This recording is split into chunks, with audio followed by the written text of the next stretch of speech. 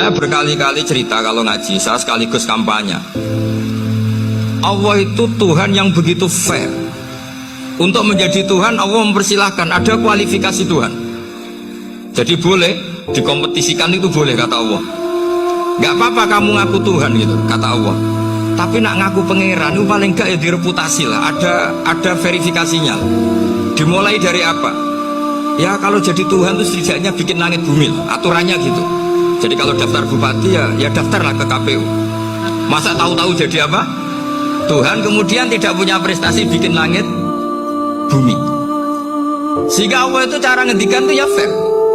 Qul ara'aytum ma tad'una min dunillah aruni madza khalaqu minal ardi am lahum syirkun fis samawat. Coba yang kamu tuhankan selain saya, prestasinya apa? Ketika saya bikin bumi itu apa ikut bikin? Terus am lahum syirkun fis samawat. Kalau bikin langit, kalau nggak bisa ya urun lah gitu. Dan untuk orang menjadi kekasihnya Allah kayak tadi, ada orang yang karena ngerawat hewan dijadikan walinya Allah, menghilangkan duri atau pengganggu di jalan jadi kekasih Allah. Itu cerita-cerita itu semuanya ringan. Bahkan tadi ada yang cerita sekedar ingin maksiat dan tidak jadi. Dalam Islam itu kan gitu, orang yang merencanakan maksiat kemudian tidak jadi, itu ditulis pahala. Jadi gampang sekali untuk menjadi orang soleh dalam Islam. Kalau tidak bisa itu semua, kata Nabi, takufus syarroka anin nas fa inna shadaqatun minka ala nafsik. Kalau tidak bisa berbuat baik sama orang lain, yang penting tidak mengganggu orang lain. Terus kan enak seturu neng omah ngelamun bengak-bengok dewe coba banter-banter tapi nak bengok-bengok banter-banter kan ganggu tonggo. Itu asal tidak ganggu orang lain. Takufus syarroka anin nas. Kamu jangan sampai efek buruk kamu berakibat pada orang lain. Itu juga fa inna shadaqatun minka ala nafsik, itu ya bagian dari sedekah. Allah gak suka orang yang berlebihan dalam doa.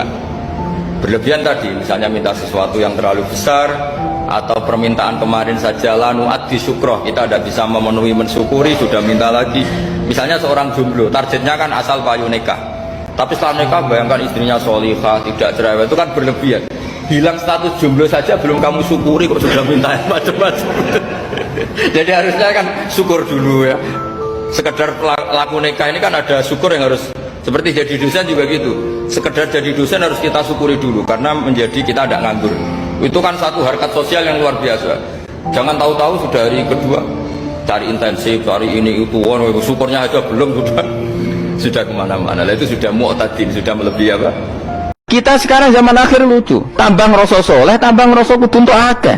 Lho kok aneh wong soleh kok orientasinya akhirat malah dunia. Jadi zaman akhir kok maco. Tapi kan lucu, kita ini katanya soleh orientasinya akhirat, tapi nak dunia kudu untuk paling. Lalu solehmu atas nama apa? Ngendingkan wong soleh orientasinya akhirat. Tapi sekarang enggak, orang itu dilatih mengkonversii kesolehan akhirat dengan mendapat dunia. Itu bahaya, ganggu kelangsungan Islam bahaya. Nanti orang itu enggak latihan ikhlas. Dicara kula ngeten iki, kula nak kiai ini jenengan. Kok misalnya untuk salam templek 200.000, mubalek sing ra kiai mut sangon 2 juta, kula ora tersinggung wong barang dunya wae. Kalau saya sudah nikmati mulang mari ridane Allah.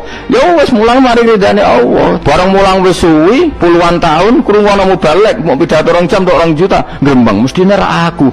Lho iku lama opo iku dadi PHK iku nak ngono. Nak golek ridane Allah ya wis dunya dianggap sepe. Kudu dilatih. Orang miskin datang ke bapak, Pak Yai, jadi wong itu lain.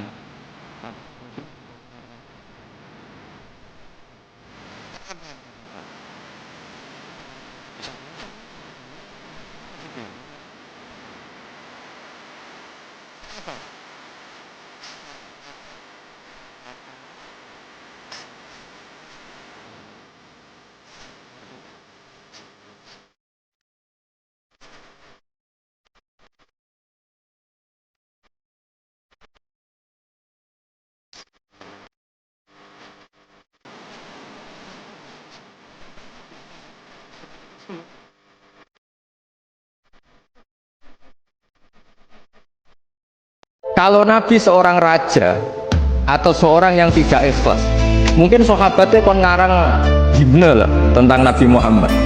Tapi buatan Nabi itu hiburannya itu sholat. Dan ketika sholat itu di situ semua kata itu muji Allah. Subhana rabbiyal azim wa bihamdi, subhana rabbiyal a'la wa bihamdi. Terus Nabi piyambak sebagai orang terdekat Allah niku nggih ndonga. Rabbi ufirli warhamni wajburni. Nah, pelajaran dari kita, pelajaran yang bisa kita ambil, hubungannya Nabi apapun dekatnya dengan Allah itu hubungan al-abdiyah atau ubudiyah. Akhirnya Nabi Muhammad sing dados Nabi sausé Nabi Isa sing kebelanjuran diarani pangeran, iku dongane Nabi ini luar biasa.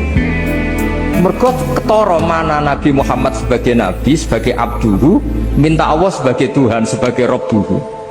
Mulane umatnya Nabi Muhammad itu mbok kaya apa ngelem Kanjeng Nabi ora bakal kebab. Wong iku kudu merah delimo itu dalimo.